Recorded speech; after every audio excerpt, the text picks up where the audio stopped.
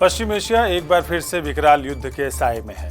Iran और Israel के बीच ताज़ा संघर्ष ने पहले से ही अशांत क्षेत्र में तनाव को और भड़का दिया है। इस युद्ध का असर यमन, सीरिया, इराक और लेबनान तक फैलने लगा है, जहां पहले से ही पिछले 2.5 दशक से हिंसक झड़पें और गृह युद्ध चल रहा है। अब ब्रिटेन ने भी स्थिति की गंभीरता को देखते हुए अपना युद्धपोत रेड सी की ओर रवाना कर दिया है। इधर यमन के ईरान समर्थित हूती विद्रोहियों ने सुएज नहर के वैकल्पिक मार्ग बाब अल मंडब जल डमरू मध्य को बंद करने की धमकी दी है। दरअसल पश्चिम एशिया के मुख्य 15 देशों में से 8 देश पिछले 2.5 दशक से युद्ध या गृह युद्ध के संकट से जूझ रहे हैं। इन 8 देशों की करीब 37 करोड़ आबादी में से 80% लोग यानी करीब 30 करोड़ लोग युद्ध को जी रहे हैं। दुनिया के कुल तेल भंडार का 50% हिस्सा होने के बावजूद पश्चिम एशिया हमेशा जंग के साए में क्यों रहा है?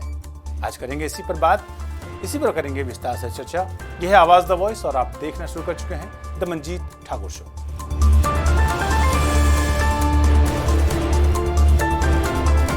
अगर आप सोशल मीडिया पर सक्रिय हैं तो आपके टाइमलाइन पर इजराइल और ईरान के एक दूसरे पर किए जा रहे ड्रोन और यहां तक कि बैलिस्टिक मिसाइल हमलों के वीडियो तैर रहे होंगे।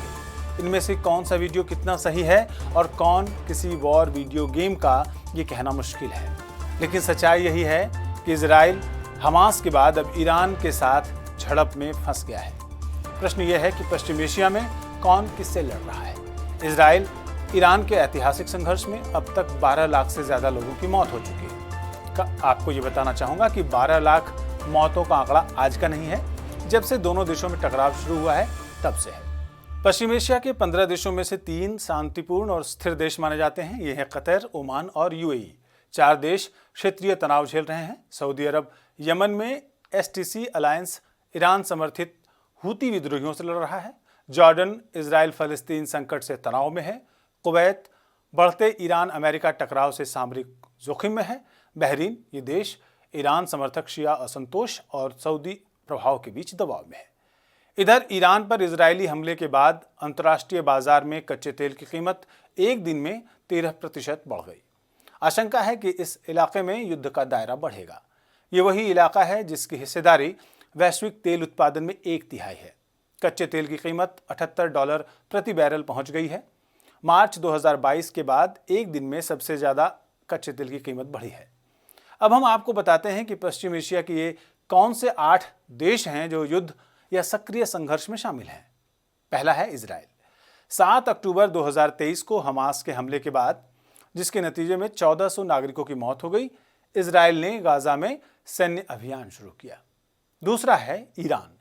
ईरान इजराइल और अमेरिका का सबसे बड़ा विरोधी माना जाता है और ईरान रेजिस्टेंस फ्रंट का मुखिया है, जो पश्चिम एशिया में अमेरिका, इजराइल और पश्चिमी देशों के खिलाफ सक्रिय प्रतिरोध के लिए बना है। ईरान यमन में हूती और लेबनान में हिजबुल्लाह जैसे प्रॉक्सी की मदद से जंग जारी रखता है। तीसरा देश है गजा, फलस्तीन। फलस्तीनी संघर्ष में अब तक 55,000 से अधिक फलस्तीनी मारे जा चुके हैं। चौथा देश है लेबनान। 17-18 सितंबर 2024 को लेबनान में हजारों पेजर और वॉकी टॉकी विस्फोट के बाद हिजबुल्लाह की कमर टूट गई है और वो कमजोर हो गया है। पांचवा देश है इराक। 2014 से 2024 तक इराक ने ISIS के खिलाफ लड़ाई लड़ी और अब वो ईरान और अमेरिका के बीच तनाव से जूझ रहा है। छठा देश सीरिया है। सीरिया में 2011 में अरब स्प्रिंग के साथ गृह युद्ध शुरू हुआ। दिसंबर 2024 में HTS सत्ता में आई और उसके बाद से असद के विद्रोहियों के खिलाफ लड़ाई जारी है। अशांति से जूझ रहा 7वां देश है यमन। 7 लाख वर्ग किलोमीटर के देश यमन में 4 सरकारें चल रही हैं। इनमें ईरान समर्थित हूती विद्रोही, UAE समर्थित STC और अल कायदा गुटों की सरकारें हैं। इस युद्ध का 8वां कोण है तुर्की, जिसे आजकल तुर्की कहा जाने लगा है। कुर्दिस्तान वर्कर्स पार्टी PKK और तुर्की सेना के बीच यहां संघर्ष चल रहा है। पिछले 2.5 दशकों में इन संघर्षों के कारण इन 8 देशों में 12 लाख लोगों की मौत हुई है और लगभग 3.5 करोड़ से अधिक लोग विस्थापित हुए हैं। अब अहम सवाल है कि यहाँ इस इलाके में यानी पश्चिम एशिया में तनाव क्यों बढ़ा है? इसका सीधा जवाब है, इस क्षेत्र में रूस और अमेरिका के दखल ने तनाव को बढ़ा दिया है। इसमें एक अहम कड़ी है, रूस ने ईरान को परमाणु रिएक्टर दिया।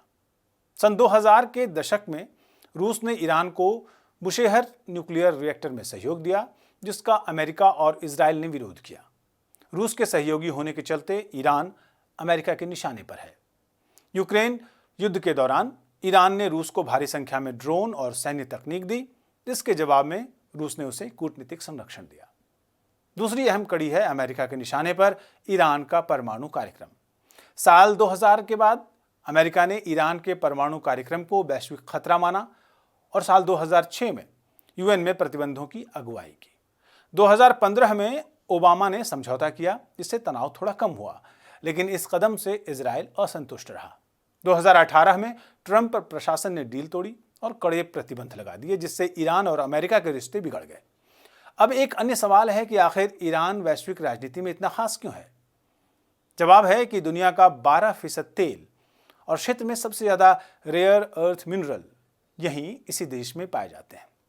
इसका मतलब साफ है कि पश्चिम एशिया में ईरान और अन्य देशों का जो संघर्ष चल रहा है, इसके पीछे कई इकोनॉमिक, धार्मिक और जियोग्राफिकल फैक्टर्स जिम्मेदार हैं। पहला मसला तो तेल का खेल ही है। पश्चिम एशिया में दुनिया का 48% तेल का डिपॉजिट है। वैश्विक तेल भंडार में ईरान की हिस्सेदारी 12% से थोड़ी अधिक है, यानी ईरान में दुनिया का चौथा सबसे बड़ा तेल भंडार है। ईरानी मीडिया रिपोर्ट्स के अनुसार ईरान के पास पश्चिम एशिया में सबसे अधिक रेयर अर्थ मिनरल पोटेंशियल है। इसमें लैंथेनम, सीरियम, नियोडियम शामिल हैं। ये मिनरल रेयर अर्थ इसलिए हैं क्योंकि धरती पर बहुत कम मिलते हैं, लेकिन नई तकनीक के ज़माने में इनका बहुत अधिक इस्तेमाल होता है। इनका उपयोग मुख्य रूप से स्थायी चुंबक, रिचार्जेबल बैटरी, उत्प्रेरक और इलेक्ट्रॉनिक्स में होता है। तेल के अलावा एक बड़ा फैक्टर धर्म का भी है। ईरान शिया बहुल देश है और यहाँ की 95% आबादी शिया है, जबकि सऊदी अरब सुन्नी बहुल देश है और यहाँ की 90% आबादी सुन्नी है। इससे शक्ति संघर्ष और गहरा हुआ है।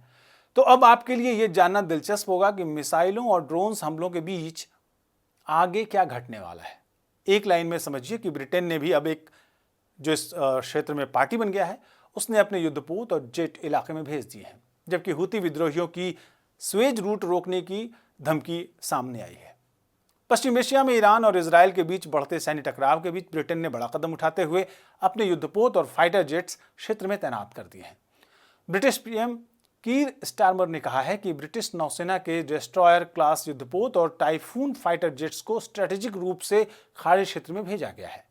तो अब ईरान क्या करेगा? ईरान सीधे या अपने प्रॉक्सी नेटवर्क के जरिए अमेरिका के सैन्य ठिकानों को निशाना बना सकता है। ईरान असामान्य कदम उठाते हुए हूतियों की मदद से हार्मुज जलजमरूमध्य को बंद करके स्वेज मार्ग को बंद कर सकता है, जिससे वैश्विक तेल आपूर्ति पर असर पड़ेगा। अमेरिकी राष्ट्रपति ट्रंप के दबाव के बावजूद ईरान परमाणु वार्ता के लिए अमेरिका के साथ मंच पर आने को तैयार नहीं है। हालांकि अमेरिका के राष्ट्रपति डोनाल्ड ट्रंप ने दावा तो किया है कि वो ईरान और इजराइल में युद्ध रुकवा देंगे, पर उनके दावे में कितना दम है और कितनी सच्चाई, ये वक्त आने पर पता चलेगा, क्योंकि ईरान ने तो साफ कह दिया है कि मैं झुकेगा नहीं। आज तो मंजीत ठाकुर शो में इतना ही।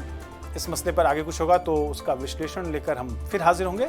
तब तक दीजिए विदा मुझे यानी मंजीत ठाकुर को और हमारी पूरी टीम को। नमस्कार।